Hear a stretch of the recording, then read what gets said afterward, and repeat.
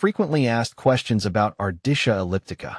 As someone who enjoys learning about plants, I've found Ardisia elliptica to be a particularly interesting species.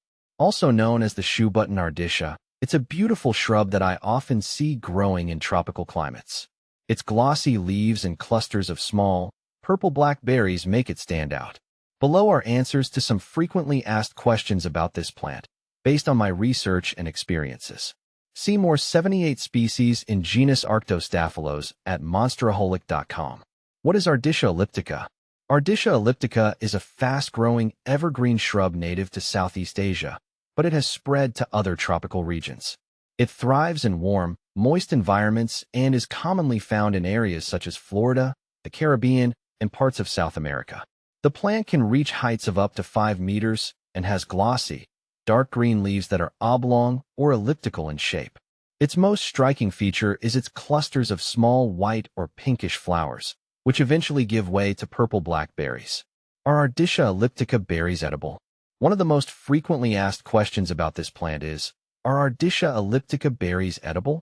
From my experience, they are indeed edible, but their taste leaves much to be desired.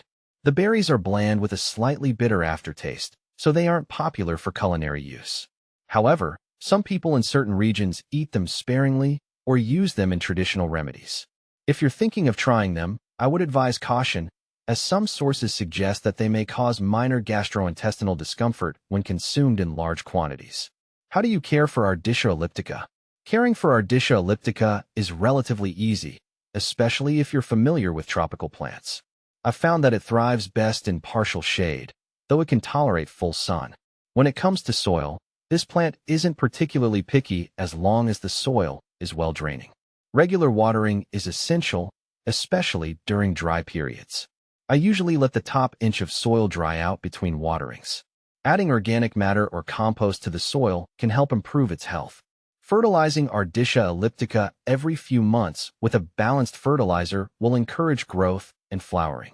I've also noticed that this plant can handle occasional pruning to maintain its shape, although it tends to grow back vigorously. How to propagate Ardisia elliptica? If you're looking to propagate Ardisia elliptica, it can be done through seeds or stem cuttings. I've had success with both methods. The easiest way to propagate is by planting seeds from the berries. After collecting the ripe berries, remove the seeds and plant them in moist soil. Keep the soil consistently damp, and the seeds should germinate within a few weeks. Stem cuttings are another effective method. When using cuttings, choose a healthy stem and cut a 6-inch section just below a leaf node. Remove the lower leaves, dip the cut end in rooting hormone, and plant it in a pot with well-draining soil. In my experience, keeping the cutting in a warm, humid environment encourages root development. Can you grow Ardisia elliptica indoors? Ardisia elliptica can be grown indoors, but it requires careful attention to lighting and humidity. In my opinion, it does better outdoors unless you have a space where you can mimic its natural tropical environment. If growing indoors, place the plant near a window with bright, indirect sunlight, and consider using a humidifier to maintain humidity levels above 50%. Just make sure the pot has good drainage to prevent root rot. Is Ardisia elliptica toxic? Yes, Ardisia elliptica can be toxic, especially to pets like cats and dogs. According to some sources, the plant contains compounds that can cause gastrointestinal upset if ingested. I've always kept my Ardisia out of reach of pets, just to be safe. If you have animals that like to chew on plants, this is something you should consider.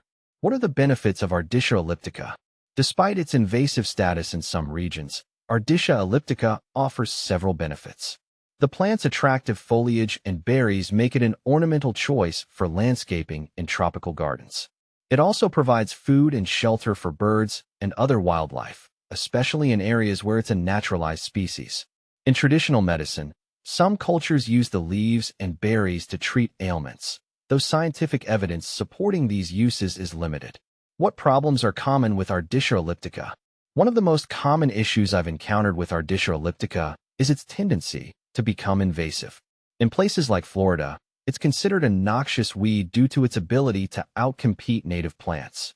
It spreads rapidly, especially in moist, shaded environments.